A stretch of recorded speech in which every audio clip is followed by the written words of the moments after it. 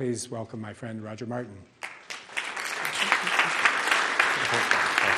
Thank you. Well, thank you so much for the introduction, and it's a great pleasure to be here. I'm always honored to come to this school because I think the world of what Patrick is doing here, and it's a collaboration that I value enormously. But before I get started, I can't help. Where's Dale? I can't help. The gauntlet has been thrown down on the how small a town did you come from?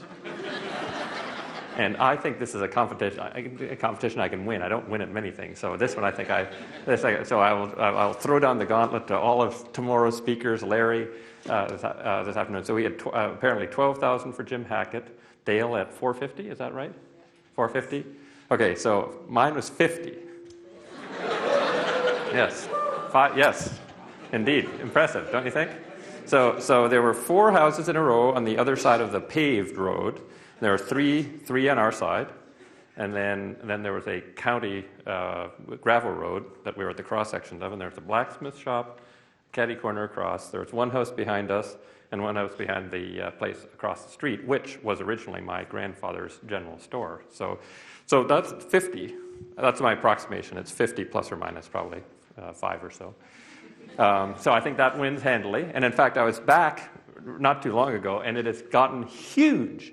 Absolutely huge. It has got, my estimate now is that it's at least 350 people now. At least. Like, it's huge. So unthinkably large. So anyway, I think I will just throw down the gauntlet, and if anybody tomorrow can come up and beat that, I'll be impressed. I'll buy them a drink. I wanted to start with, before I get going, 3 things: a pitch, a thank you, and a question.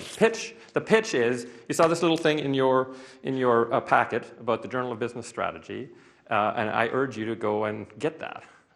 And you may ask, why would I be urging you? Do I have an equity stake in this, or do I get royalties from this? No, I don't. The reason I'm urging you is because I'd never read the Journal of Business Strategy before signing on to co-edit an issue of it. So it's fairly obscure, and so you might not otherwise read it. It's an issue entirely devoted to design and business, and my co-editor, Jean Litka, who's this fantastic woman from Darden School, and I think have gotten a bunch of interesting people to write. One I'm particularly proud of. I talked into writing her first thing since her dissertation, this wonderful woman named Hillary Austin on artistry and strategy. She studied under geniuses, Jim March at Stanford and Elliot Eisner at Stanford, and hasn't written anything since her dissertation because he's sort of John Lennon-esque writer's block. And she lives a J.D. Salinger kind of nomadic existence or hermetic existence. So I talked to her, but she's brilliant. I talked her into writing. There's this fantastic guy from Australia. I don't know if anybody knows Tony Goldsby-Smith's written a fantastic article. Patrick and VJ have written an article. So anyway, it's great. So get it, because you probably wouldn't otherwise. So that's the pitch. The thank you, I can't help but do this because you mentioned it, Patrick, and this is a thank you to Bumchik Hong, who I've not even met. Are you still here? Is he gone? Who spoke this morning. And this is just a thank you from somebody who spends a lot of his time, me, trying to create entirely new things. Between 1989 and 1995, I was obsessed about how do we get some thinking on strategy that would be helpful to corporations in tackling it, and came up with this way of thinking about it, which he started his presentation off with. So he was at Monitor. I've never met him because I think I left Monitor to become dean of the business school at U of T before he arrived. But I was going to say a thank you to him, because when you create something new, you never know if anybody is going to find any utility in it. And to find somebody finding utility in some of my work was lovely. So that's the thank you. The question, okay, so how many people were here for my talk last year? I want to know because it'll influence how much I go over. Okay, thank you. Go over. I'm going to review a little bit from what I talked about last year, so the people who were here last year, hopefully it'll be a short enough review for you, and then dive into the topic that Patrick asked me to talk about. And last year I talked about designing in hostile territory, the challenges designers face in working with business. And the question was asked in the Q&A, well, so I was giving advice to designers for dealing with business. What's your advice for business for dealing with more productively with designers? And so that's what I will focus my talk on. But I want to start with something I started with last time to set that up. And I'm going to link this. It was fascinating to hear this morning from Jim. I think this links. What I'm going to say links very well to what he was talking about on the thinking versus doing. I think it links in with what Hasno referred to. What a great quote! I loved this quote. What is this quote? The resistance of the conservative masses is substantial. I love that. That was. I think he's right, and I love the quote. And then Matthew talking about language issues and scariness of change and design getting a seat at the table, and then also refer to some of the things that Connie talked about with respect to the school system. So I think I'll try and create that link if I can. So what I talked about last time, and I just wanted to refer to quickly, is this fundamental tension. So at the heart, I think, of a lot of what those folks were talking about is this absolutely fundamental tension that I think if we don't understand, we will not understand how to get design and business more integrated, because there's this tension between the force of reliability and the force of validity. So reliability is about the production of consistent, replicable outcomes. A reliable process produces the same thing over and over again. Right? So if you have a blood test and you took a vial of your blood and separated it into 100 subsamples and tested those 100 with a reliable process, it would give you the same answer 100 times. That's a reliable test. So something that gives you something that you know is going to happen over and over again.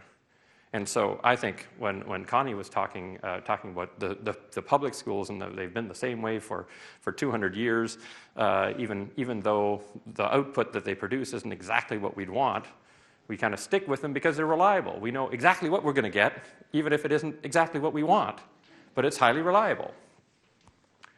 Now, reliability you get based on substantiation. It's based on past data. Right? So they've been working this way for 180 years, so I suspect for the next 20 years they'll work the same way. The way you get reliability is to focus on a limited number of objective variables. So you start getting less reliability when you can't measure things well, so that you can design towards those measurements. So anything that's hard to measure, you don't measure, and you stick to measuring the things that are easy to measure. Intelligence testing is a good example. How is the dominant way we manage intelligence, measure intelligence in the world? It's by your ability to answer multiple choice little logical puzzles. Right? As if that is fantastically important to anything. Right? I mean, but it's measurable, very measurable. There's no judgment. There's no bias in the Stanford Binet IQ test or the WISC test. But the most recent academic research on those say that there's, at best, they explain 30 to 35% of outcomes, your outcomes in the future, measured in a wide variety of ways. So is that irrelevant? No. But is it something we'd actually want to screen kids in classes for and define all of their future on the basis of? I don't think so. But it's really reliable. So it makes us happy. Right? There's a tension between that and the force of validity. What's validity? The production of an output that meets the objective. So if we had an IQ test, we'd want that IQ test to actually tell us something about their intelligence that would predict lots of what will happen in the future, like more than 30 to 35% of that. What's the problem with validity? You can only substantiate it on the basis of future events. Right? So if I do a blood test to find out whether you've got hepatitis A, the only way we'll actually find if it's valid is if we watch you and find out whether if it's negative, you don't show any symptoms, or if it is a positive, you show symptoms. substantiation based on future events. How do you get more validity? You're willing to entertain broader set of variables, diverse variables. You willingly integrate judgment in, and you acknowledge in that process that you'll have bias. It's just a reality. It's not something that you fear. And so when Daniel Goleman writes a book about EQ, saying it's better than IQ, saying IQ doesn't predict enough about how you're going to do in life, EQ predicts more, what does he do? He considers more things in the equation that are harder to measure perfectly, right? And introduce bias because they're not easy multiple choice things, quantitative multiple choice things to measure. Okay? So why does any of this matter? It's for one reason alone, and that is if you just look at those lists, what you can see, right, is that to jack up reliability, if you want to increase reliability from what it is now, what do you have to do? Reduce the number of variables. Stick to the most quantitative ones. Make sure there's no judgment. Make sure there's no bias. And what do you get automatically then when you do that? Less validity. Right? So past a certain point, if you have a completely unreliable, invalid process, you can probably increase both for a while. But at a certain point, to get more reliability, you've got to sacrifice validity. To get more validity, you've got to sacrifice reliability. And why does that matter to the world of design and business? I think it matters because of this. And that is that business people live in a world that rewards reliability and insists on reliability to a greater extent, and that's why their curve is over there, and I've made it a normal distribution, even though Lord only knows what it is. And designers are more validity-oriented. What do designers tend to talk about? They tend to talk about creating something that is fantastic, that's wonderful, that's going to work really well. And how is that proven? Can a designer prove in advance that their nifty new design that's never been done before will succeed? Hell no. In fact, most of the time, most people think it'll fail for sure.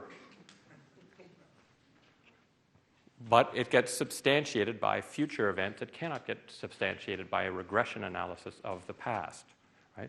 And so you have this tension, this predilection gap between business people and designers. And I was inspired on this front.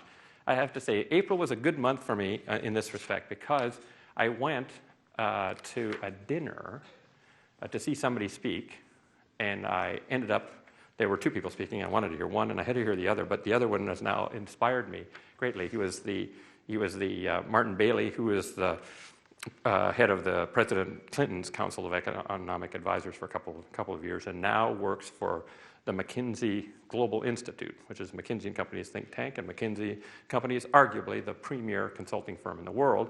And he gave a speech on something that they do regularly, which is do the 10 trends shaping the future corporate landscape. And so I went and heard him speak on April 9th, and he ran through this, and when he got to number 9, I was sort of falling asleep because he was otherwise not too exciting, but I snapped to attention because number 9 was management will go from art to science. And I said, ooh, that's very interesting, because I'm thinking, you got to be kidding me. But I said, that's really interesting. I will go to the McKinsey website, Global Institute, and find out if he was kind of overselling that notion, because he said a bunch of verbiage around it that sounded very kind of aggressive about it's going to all be art and none more of this judgment and all this stuff. I was thinking, wow, that's interesting. So I went to the website, and then here is number 9. Number 9 of the 10 trends shaping business. Management will go from art to science. Bigger, more complex companies demand new tools to run and manage them. Indeed, improved technology, statistical control tools have given rise to new management approaches that make even mega institutions viable. Long gone. Okay, this is good. Long gone is the day of the gut instinct management style. It's got gut instinct here, like Dr. Evil. Gut instinct. Today's business leaders are adopting algorithmic decision-making techniques and using highly sophisticated software to run their organizations. Scientific management is moving from a skill that creates competitive advantage to an ante that gives company the right to play the game. Whoo, baby. So it's all becoming an algorithm, a totally reliable algorithm, right? That you just crunch it, run it, turn it on, run it, and the software will take care of it, right? That is a fundamental view that pervades the business world, because this is the premier strategy consulting, and it's written by the worldwide managing partner. That's who writes the article. And I think that's representative of the reliability bias of business. And then, a mere 2 weeks later, there was a great article in the Globe and Mail that Patrick referred to earlier that featured Patrick. It's Canada's national newspaper. It featured Patrick prominently. And it was written by the #1 arts writer in Canada. And she had been given the task of saying, what on earth is all this stuff about design in business? And because she comes at it from a little bit different perspective than the McKinsey Global Institute, she started her column, her story, which is a terrific story, with a quote from the poet William Blake. And it's a lovely little 4 lines of a poem. "I must create a system or be enslaved by another man's. I will not reason and compare. My business is to create." Isn't that nice? I like that. That's validity, as opposed to reliability. There's the basic tension that exists, and it creates this world in which business people have a hard time dealing with designers, and designers have a hard time dealing with business people. And last time I talked about the 5 things designers have to do to design in hostile territory. I'll go through them quickly and then talk about what I think are the 5 things in parallel that business people have to do to deal with designers. So number 1, take design unfriendliness as a design challenge. This is one thing that perplexes me about designers. Designers love solving impossible problems, incredibly difficult challenges, make it smaller, faster, better, blah, blah, blah, all that. And they say, oh man, that's so cool. That seems undoable. And the more undoable it seems at the outset, the more excited I am. Well, there's a huge challenge here, which is dealing with design unfriendly, reliability-oriented, prove it in advance business executives. And the dominant thing I hear designers doing in the face of that is what? Kvetching. Rather than saying, ooh, is that ever a cool challenge? How could I design a way of working with these design unfriendly elements in business that would overcome this problem of reliability versus validity? I'm validity-oriented, they're reliability-oriented. How can I do that? So that's my advice, which is to take that on as a design challenge. Define it as a design challenge, then it becomes cool and something you're actually good at. Like really good at. In fact, the only people that are really great at that. Okay, 1. 2, empathize with the design unfriendly elements. Okay, so the business folks are more reliability-oriented not because they have a desire to be nasty or something. It's because much about what they need to do, like invest long-term in assets, put huge bets, hundreds of millions, if not billions of dollars of bets behind things, actually demands a level of reliability that often exceeds the level of reliability that designers are terrifically interested in. Right? So if you see them and treat them as if they're just being sticks in the mud and have no guts, they won't try new things, instead of saying, I need to understand them as I understand what? Users. Yes, users. Right? You spend a whole lot of time going out and observing users ethnographically, understanding how this product or this service fits into their world and makes their world either a more miserable place or a better place. Right? And the good designers, at least in my experience, have this automatic inclination to empathize with those users as they watch them, not judge them and say, well, are they ever morons? I mean, look at those stupid people. Why are they doing that? I mean, they'll never be a good designer, right? Because they will never get the insights out of that, and they'll never want to design something marvelous for them. So that's what I'd say is as designers, empathize with them and their world, and that'll help you with, number one, the design challenge of figuring out a way to work with them. 3, speak the language of reliability.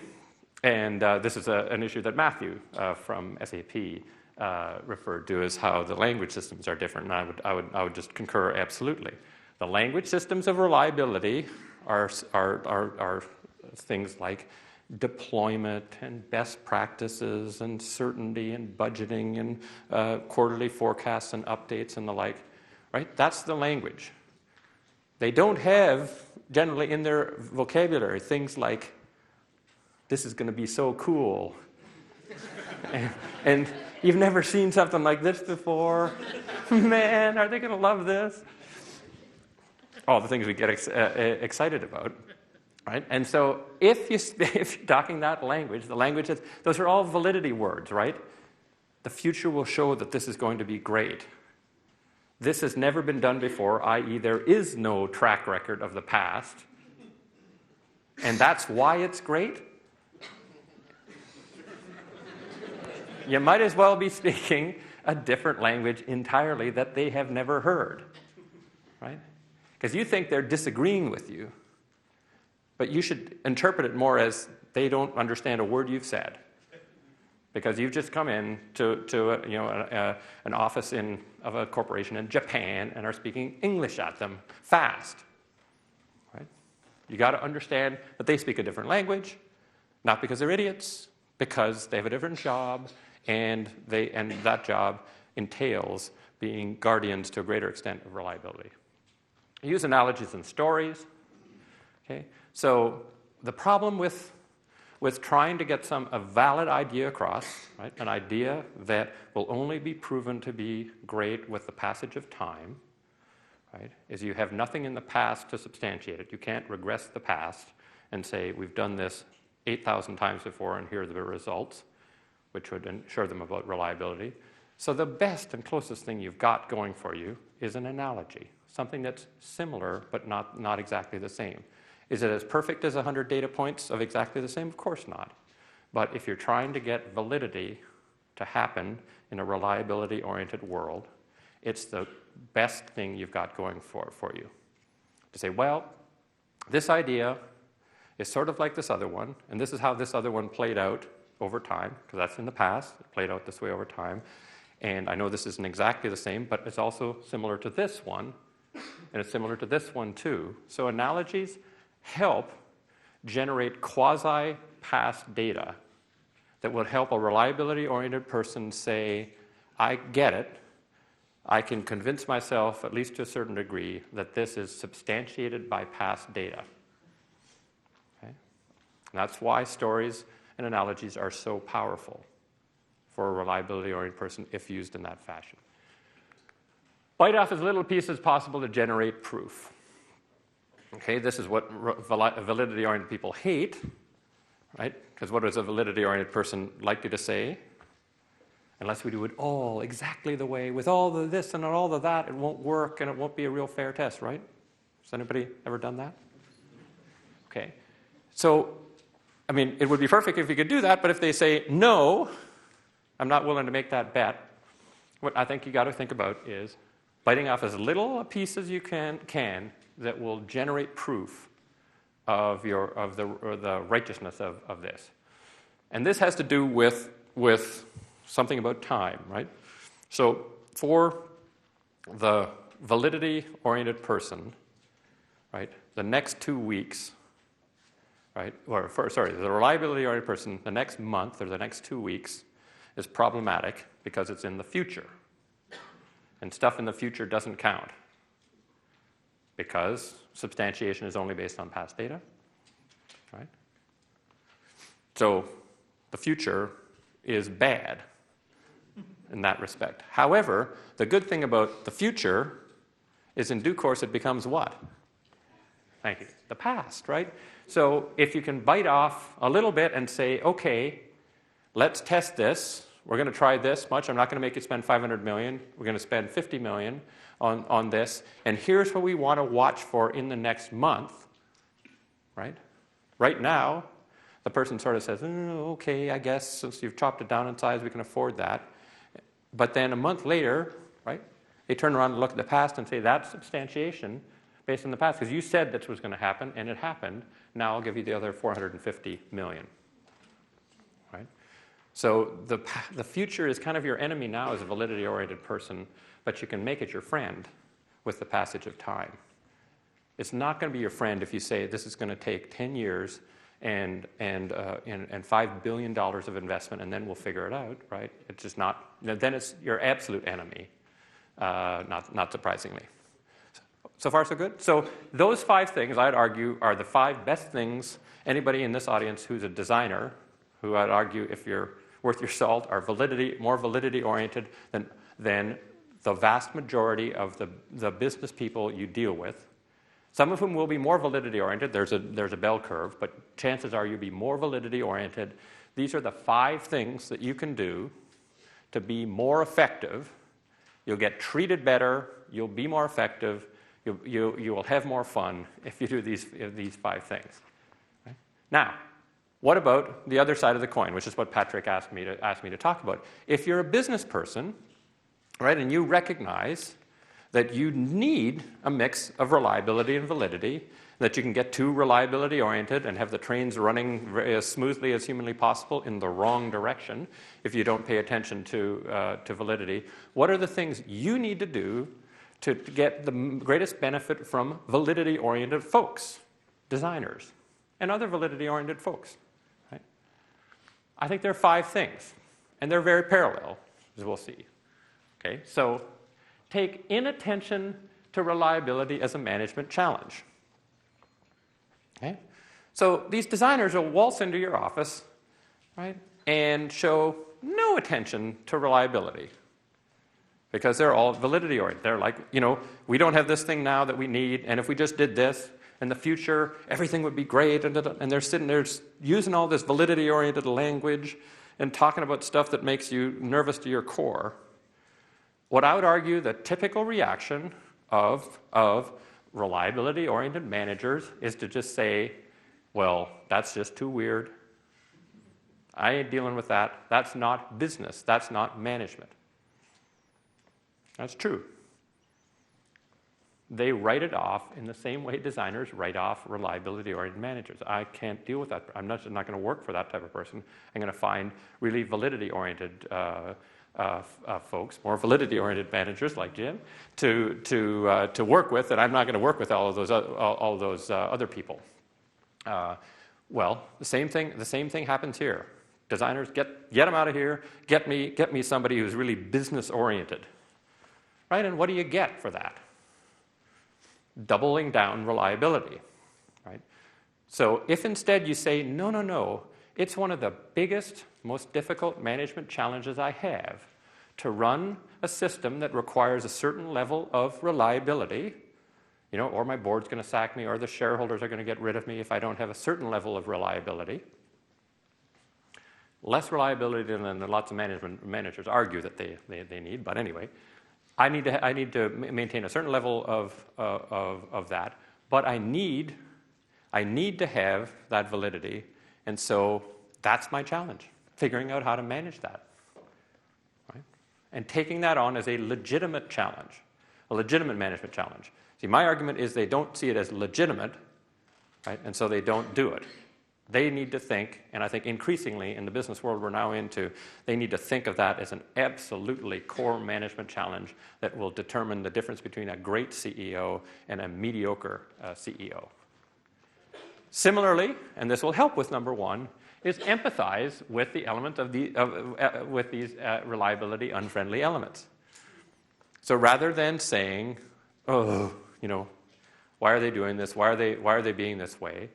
You have to understand their production process, what they're trying to achieve, how they need to do it. They want to come up with something that has never been done before, that is unproven, that will change the paradigm, whatever. Well, you know what? It's kind of hard to do that in a really reliable way. So don't blame them for that. Rather, empathize with them. Here's the challenge that they're taking on and that I'm asking them to take on for me. I need to empathize with them and that challenge. 3 is, again, the parallel. Speak the language of validity. Right? Understand if you say, well, if you say to them, what's the best demonstrated practice for this? Have you done this kind of project 20 times before? And they say something that sounds a bit similar, and you say, but that's not exactly our industry, and it's not exactly our situation, and exactly our budget. No, do you have one that's exactly that? Right? Again, might as well be speaking Greek to them. They're just not. They're not going to even understand that. Using their language is going to be critical to having any ability to work successfully with them. 4, share data and reasoning but not conclusions. Okay, this one might sound a little bit odd, but here's the thinking behind it. What you will do as a reliability-oriented person is take the data that you see, the logic that you use to drive to reliability-oriented conclusions. That's not helpful to them, right? Because what they're doing is taking data and their logic to arrive at a different sort of conclusion than you. And if they weren't, you shouldn't be hiring them, and they're probably not a designer, right? So if you have the choice of, if you say, well, I can't then talk to them about what's on my mind, right? And you don't share your data or reasoning, they're not going to understand those pieces, the things that you see that they haven't seen, because they've perhaps just come into the organization and you've been there for 30 years, and they won't understand any of your reasoning, so that they will not be able to build on that, to use that in a different way than you would to create something better. So if you don't share with them at all, and just say, well, I got to let them do their own thing, you'll be keeping from them some very, very precious insights and understandings that they can use to design a better solution for you. But if instead you drive it all the way to, okay, here's this, and here's what I think is the right answer, right? You'll just create a battle. You'll stifle them. You'll turn them off because that's not what they need. They don't need your answer. They need your lower level reasoning and thinking, not your final conclusion. So you can actually be most helpful to a designer by going half of the way, not the entire way to conclusions. And 5th, again, is the reverse of 5 for the other one. You got to bend over backwards to bite off as big a piece as possible to give innovation a chance. Right? So what it'll probably mean for the average reliability-oriented person is what they think of as a bad and dangerous investment. Right? And unless you feel that it's a bit bad and it's a bit dangerous, it's probably not one that's ever going to get you the breakthrough. Right? And so if you're not stretching and feeling that, wow, I couldn't really justify that myself, you're probably not going far enough. Now, if you go so far as to imperil the corporation's future, if it doesn't turn out the way the designer, the validity-oriented person thinks it will, then you're going too far. That's why I say bite off as big a piece as possible to give innovation a chance. I think if we had a world in which the designers, the validity-oriented people paid attention to those 5 rules and acted that way, they'd have a hell of a lot more fun time dealing with managers.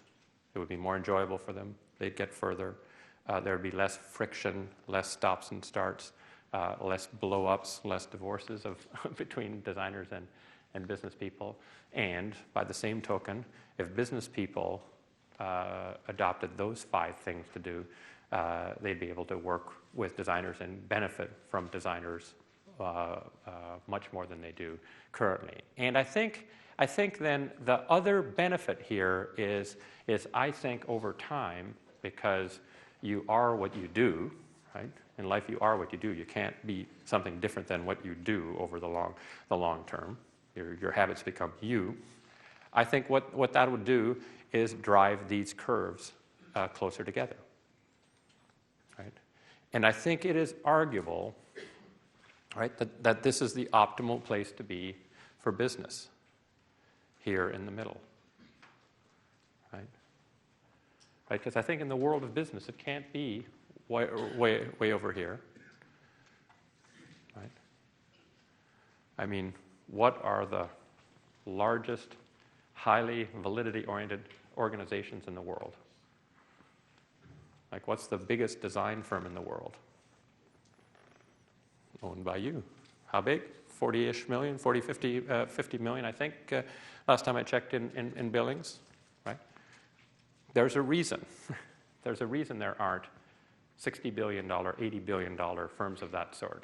They get that big by having a higher level of reliability. So I can't argue, even though you can tell I kind of am, I'm a validity-oriented person myself. I struggle, even though I'm not a business people anymore, I guess. I'm an academic. Whatever that is. So even though I'm sympathetic over here, I wouldn't say that is the rule, right? The advice I'm not giving is turn over all corporations to highly validity-oriented people. What I think the best CEOs that I've met are CEOs that are here, right? Where a CEO is here and sees the value of both reliability and validity. And what I see those CEOs, they can get all sorts of people, all sorts of validity-oriented people to work for them. And we have, as we said, we have an example here from this morning. Herman Miller, IDEO. Whoa, very bad. IDEO, very bad. IDEO, was happy to be made part of Steelcase, right? That is a validity vote of confidence in a firm that has to pay attention to reliability. All sorts of design firms like to work for Procter & Gamble now. Why would that be? It's because we have, at the helm of that company, I would argue, one of the most kind of central and balanced CEOs who I've ever met. Not one over here. So I think if you had a world in which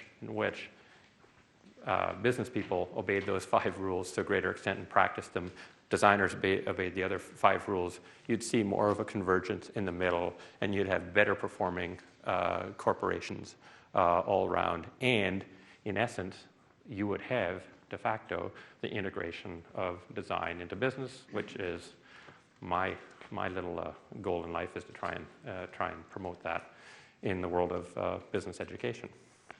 So those are my thoughts, and I'm happy to take any or all questions, or the hurling of buns. Thank you.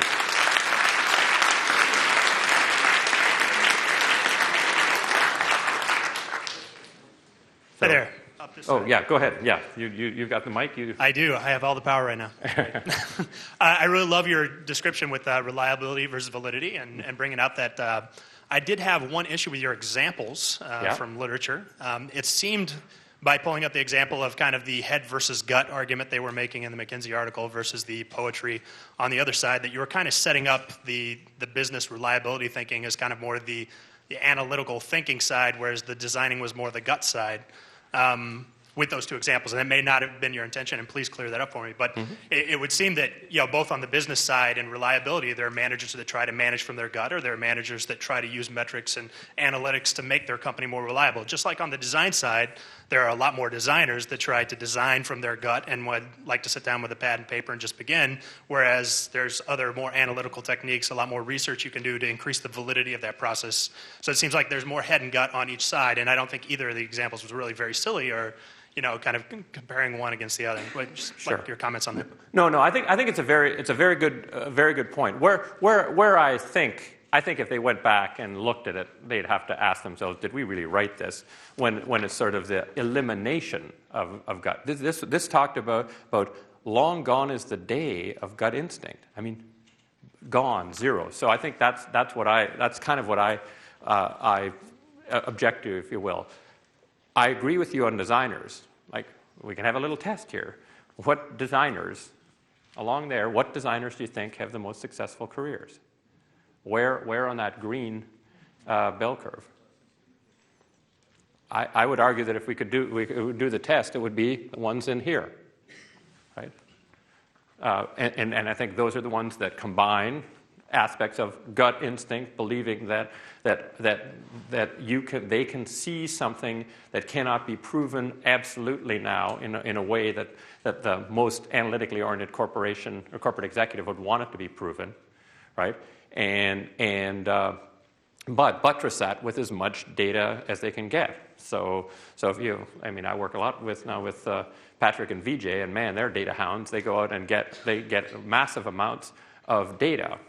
But what I would say that distinguishes them from many people in business that I was seeing in similar activity, if you just take the activity of market research generally or customer or user research generally, what they'll do is say the data says this as it's an algorithm because top box score was over this, that means X. Right, which is an algorithm where there is no gut feel. It's the rule. I never see VJ and Patrick doing that. They say as AG, Lafley, my friend and CEO of P&G, says, the data is simply an aid to my judgment.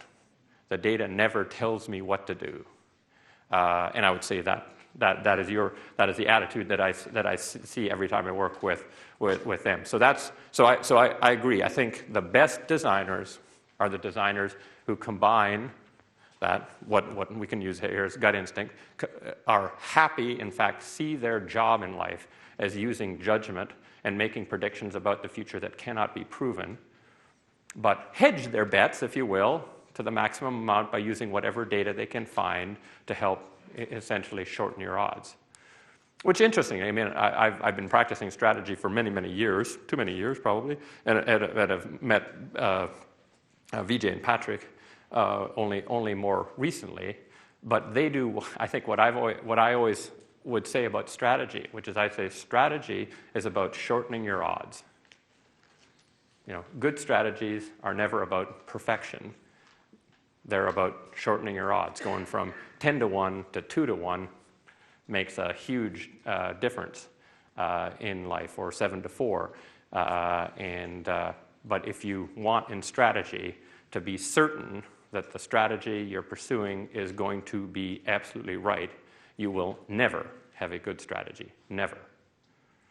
I don't know. Does that answer? Thank you. Now there is a hand right here, and there, if that's okay. So, do we have one here? Yeah. I can talk about it. Well, they won't be able to hear you back. If you can pass one in, thanks. Thanks. I wanted to ask you about the fundamental, the word fundamental, in the tension in the earlier slide. And I wanted to know whether you would sign on to the idea that it's not just a fundamental tension, it's an essential tension. And that sets up a normative question, which I think accounts for why we ought to be paying attention to the mix, which is that some of the most important business and design problems to solve right now require resolving this tension. Which requires that both sides see that the tension is not something that we can eliminate or should seek to eliminate, but and follow this to John Seeley Brown's idea of a productive tension. Yep. That not all tension, produces bad externalities, but important internalities and externalities. Yep. Just to wrap it up, it occurred to me as you were talking about all this that one of the great test cases that's very much on everybody's minds, I think, is the idea of sustainability in business. Because it seems to me to perfectly frame the necessity of bringing these two things into alignment. Yep. No, it's a very good question. And here's the way I think about it, which is yes, tensions like this are good. In fact, I'm writing a book about that even as we speak. But the way so I think these tensions are simply real, and it is good, and it gets people putting their thinking caps on.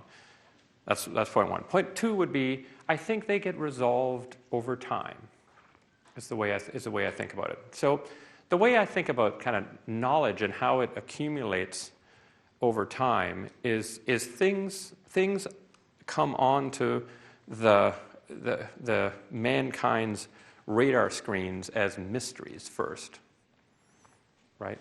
We may have mystery about how to represent what we see on a piece of paper, right? And we just don't know how to think about it, or language, or song, or anything. We can go back in history and say when it first arrived, it was a mystery, and then when we look at it and study it enough, it becomes a heuristic. We have sort of a way of thinking about that, right? So something goes from kind of how do you put a three-dimensional thing on a two-dimensional thing and make it look real? That's a mystery. And then we get something called perspective, right? And that's a way to deal with that. That if you use that, you have a better chance of getting an answer than not. But it doesn't make sure that you can draw something perfectly. Then you get more advanced notions of that until you get into computer graphics, where it's an algorithm and it becomes coded, and you can just create lifelike figures like that. Right? So things start as a mystery, they move to a heuristic, they get to an algorithm, and finally, in the modern age, they get binary and get coded. So just think of that as sort of a big funnel, a funnel of all humankind's knowledge. And so I don't quibble entirely with McKinsey, Global Institute's saying that when you get something to the stage of a heuristic, that you've gained enough understanding of it, you can make it into an algorithm, right? I mean, think of typesetting. Typesetting used to be a heuristic. We used to have highly paid people saying, New Times Roman, we have to put the M and the N about this far apart, and the O and the J about that far apart, and this is a skill, and you should pay me lots of money to do it. And then somebody came along and said, you know what? Isn't it true that in New Times Roman, every time an M and an M are together, the optimal distance is this far apart? And so why don't we have something called Quark and Adobe? And we don't need those typesetters, right? And it gets moved into code, but only aspects of it, right? There's still mysteries of if you've got a big installation, what kind of typeface would look proper for it. So I'm all for humankind continuing to take things from mysteries to heuristics to algorithms to code, but I'm really, really against the notion of thinking that we can focus life on only the heuristic to algorithm to code end, and especially the algorithm to code end, and we're going to kind of code everything. Because you know what that does? It causes us to avert our eyes to the mysteries. And the biggest mystery right now on the planet, I think, maybe not, but I don't think it's an exaggeration, is how can we inhabit it in an industrial society without destroying it, right? And if you spend all your time on algorithms and code, you'll avert your eyes to that question until it's too late. And so I think